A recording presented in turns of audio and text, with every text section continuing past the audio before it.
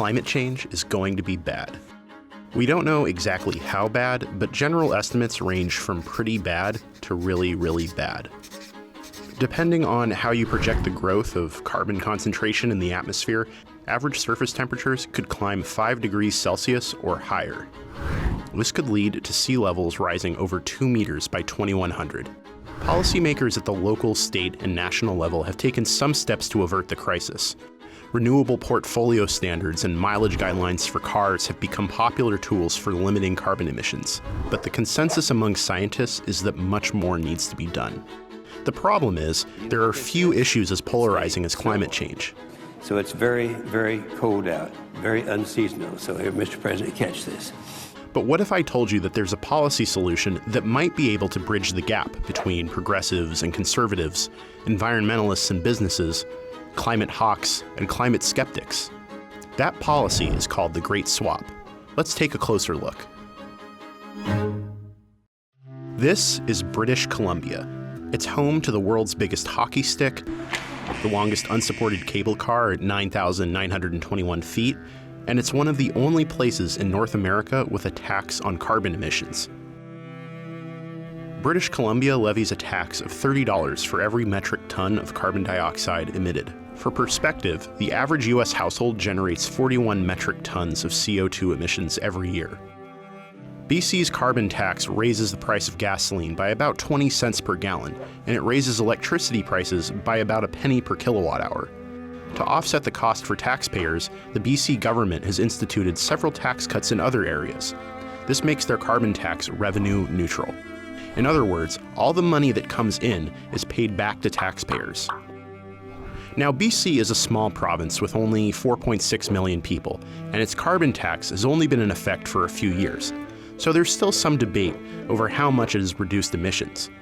But advocates for carbon taxes, or carbon pricing, believe it could have a dramatic impact on emissions in the United States. This is the central premise of the Great Swap, a carbon tax proposal written by Joseph Aldy. Professor Aldy is from Kentucky, his favorite movie is All the President's Men, and he's an associate professor of public policy at Harvard Kennedy School.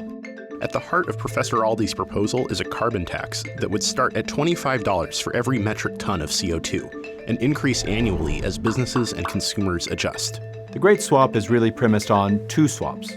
The first swap is reducing our taxes on things that are good, like people working and productive investments, by financing that through taxes on things that are bad, like pollution that contributes to climate change. The second swap is recognizing that we could be more effective at addressing climate change by putting a tax on the emissions that contribute to the problem instead of more conventional approaches through regulation.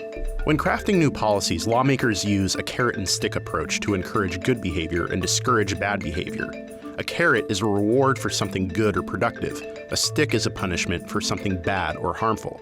Now, I'm not a big fan of carrots, but let's pretend like carrots are objectively good and sticks are objectively bad. In this analogy, the carbon tax would be a stick meant to discourage the use of fossil fuels. Rather than burning coal or gasoline, a robust carbon tax would nudge consumers and businesses to seek out cleaner alternatives like solar. It could also spur investment in energy efficiency and conservation efforts. The carrot would be the revenue generated by the carbon tax.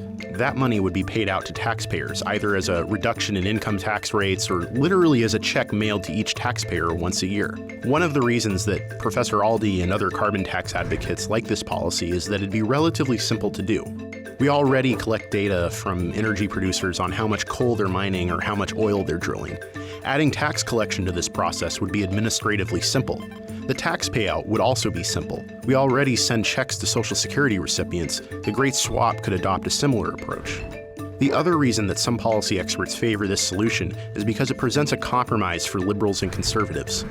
Liberals get a fairly robust, meaningful tax on pollution that could dramatically influence consumer behavior. Conservatives get fiscal reform that shifts the tax burden from laborers to polluters. Now, the tax reform aspect of the Great Swap isn't the only instrument meant to appeal to conservatives. As part of the proposal, Professor Aldy suggests rolling back some environmental regulations that would become redundant once the carbon tax was in place. He reasons that once consumers must face a tax on energy-intensive products, they'll automatically seek out alternatives that don't have the same carbon footprint. And there is a small but growing group of conservatives who have endorsed similar policies for combating climate change. One such conservative is former Congressman Bob Inglis. Congressman Inglis served 6 terms in the House of Representatives for South Carolina's 4th Congressional District. He's a former Institute of Politics fellow, and he likes oatmeal. I think what mostly people on the right have heard is some well-meaning people on the left saying, here's what we're going to do. We're going to grow the government, and we're going to solve this problem. And conservatives say, no, you're not. You're not going to grow the government, and I don't think you're going to solve the problem that way.